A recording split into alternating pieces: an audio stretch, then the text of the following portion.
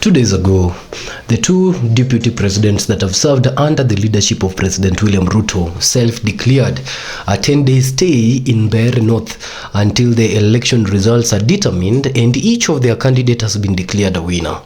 As the 10 days keep unfolding towards the D-Day, today we are on the 8th day, they have both taken different approaches towards actually delivering this particular win to their camps. For Honorable Kindiki, we have detailed an episode here at the People's Mirror on the approach that he has taken to ensure that this win comes to Leonard Muriuki and to the UDA party, where he serves as the deputy president currently.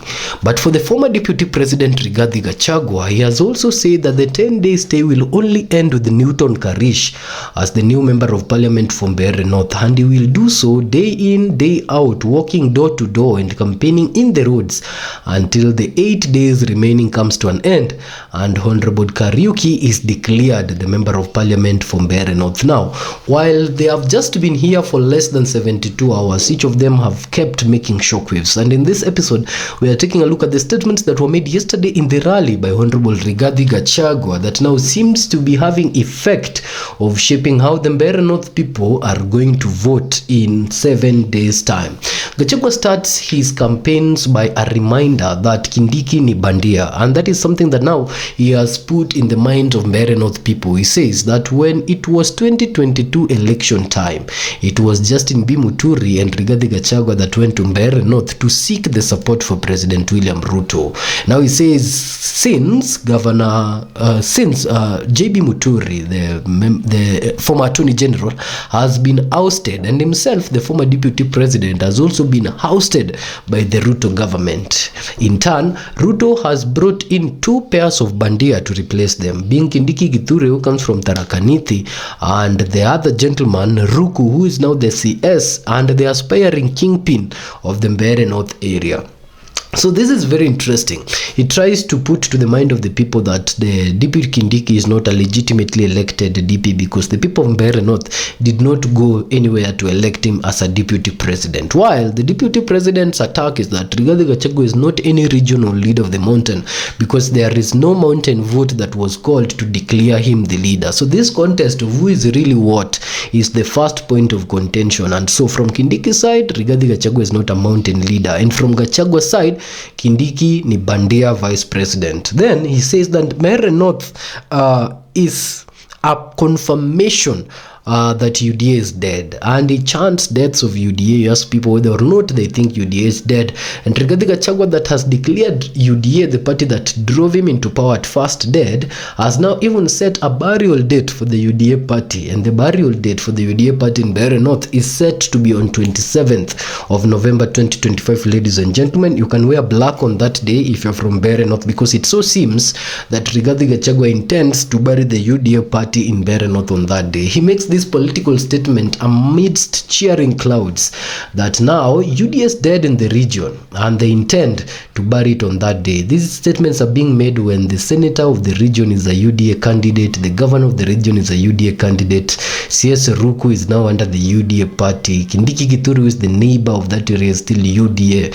So the death of UDA with these other individuals alive still is a questionable thing, but then that is the statements coming from the former deputy president. Then he puts or makes a clarion call, and the clarion call seems to be similar across the board of the united opposition, because just like in Malava, where Natembeya is calling for heshima ya Waluya, we are also seeing in Mbeere North where Rigathi Gachagua is calling for heshima ya watu wa Mbeere.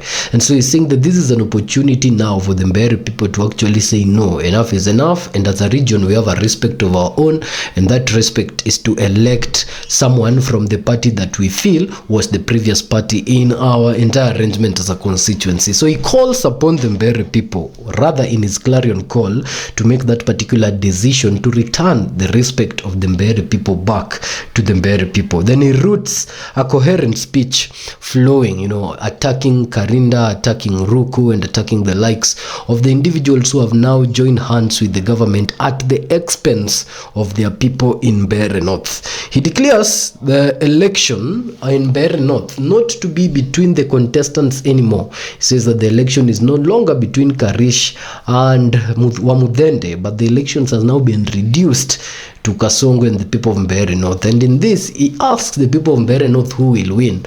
And the chantings from the ground declares that Mbeere North will win against Kasongo.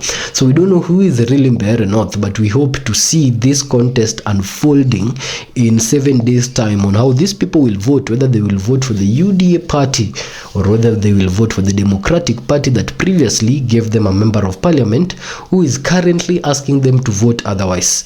Then he goes on to heavy attack on these other individuals. I've said Karinde and Ruku, and it faults Ruku so much for the same thing of actually what we detailed yesterday, for actually celebrating the downfall of brothers.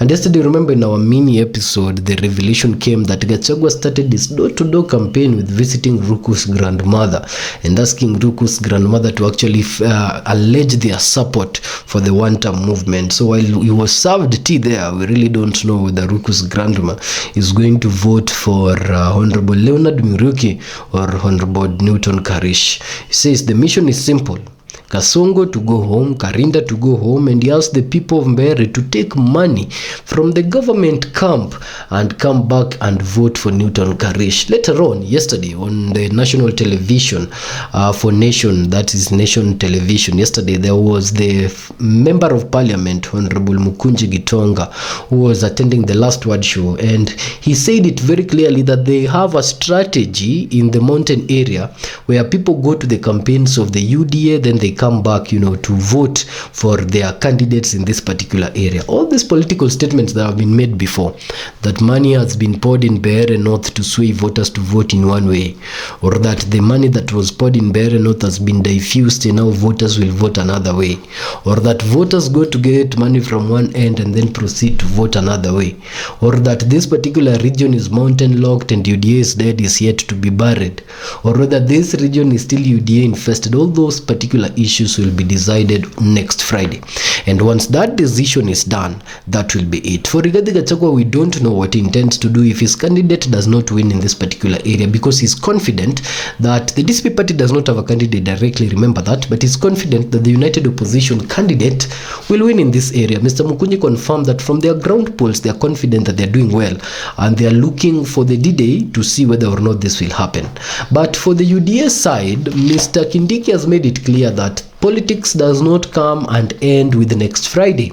He is willing to accompany his candidate to the swearing in next Friday, and that is the mission or reason why he is in the ground right now. But he also says that past that day, people of Mbeere North will still remain brothers, and so there is no need to be divided so much so that post the election and announcing day, people of Mbeere North still remains disunited. So from the Kindiki's camp, they have actually foreseen what will happen post election, and they are promising peace and unity and shaking the hand of the winner. From the Gachagua's camp, we really don't know whether they have envisioned a possibility of them not winning, to come up with plans of what to do when they don't win. But they're in the limelight, and we hope to see how they deal with these campaigns until the D-Day and beyond.